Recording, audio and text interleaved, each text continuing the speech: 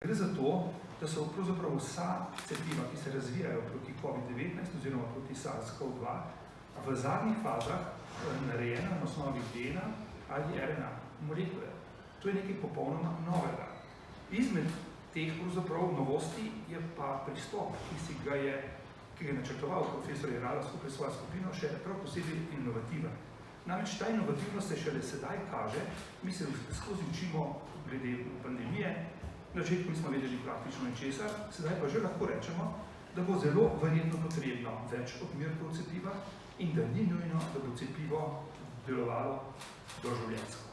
Torej, kje je ta bistvena inovativnost, je, da je skupina pripravila konstrukt, ki vsebuje del virusnega proteina, oziroma gen za del virusnega proteina, vedno govorimo o DNA cepivih, in kot ste videli, niti eno DNA cepivo ali RNA cepivo še ni bilo odobreno, ampak vsa nekako kažejo, da je to prava pot. In pa majhen nosilni protein, torej več takih konstruktov bo narejenih, ki omogoča večjo imunogenost. In ko govorimo o imunogenosti, je pri cepivih tukaj nekaj zelo pomembno. Želimo, da je visoka imunogenost samega delčka, to pomeni, da bo nastalo dovolj protiteles, ko bo DNA prišla v človeške celice.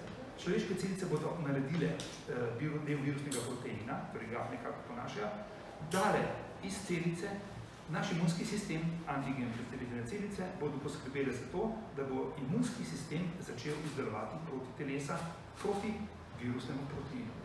Zelo pomembno pa je, no in ta inovativnost se zdaj kaže, da ne naredijo imunske celice protitelesa, ki bi kakorkoli zmanjševale delovanje takega genskega konstrukta oziroma proteina, ki pri tem nastane.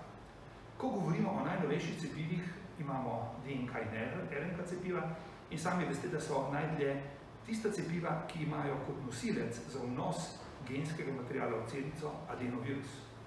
To so ameriške firme, ne bom navajal posamezne, kitajske, tudi rusko cepivo deluje na isti način.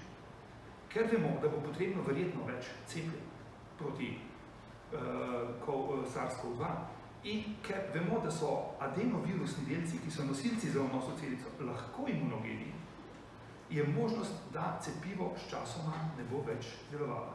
Govorim, možnost je, ne vemo pa še.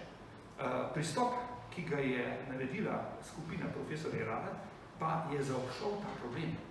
Namreč ta kompleks proteina, ki vsebuje del virusnega proteina, ki nastane v naši celici, in pa nosilca, je imunogen samo, kar se tiče virusnega dela. Torej to, kar želimo. In je praktično neimunogen, kar se tiče nosilca. Torej predstavljamo si, profesor Jerala je sicer rekel, da ko bo prvo učinkovito in varno cepivo zunaj, da mogoče razvoj ni potreben, jaz bi tukaj popolnoma ne drugače, ampak z nadgradnjo. Absolutno je potrebno razvijati naprej, ravno zaradi dejstva, ki sem ga povedal. Varnost na prvi stopnji še ne pomeni dolgoročne varnosti. In druga zadeva, kar je zelo pomembna, to je platforma, ki je narejena za kakršenkoli nov virus ali drug patogen. Vedeti moramo namreč, da to ni ne prvi in ne zadnji virus, ki nas je presenetil.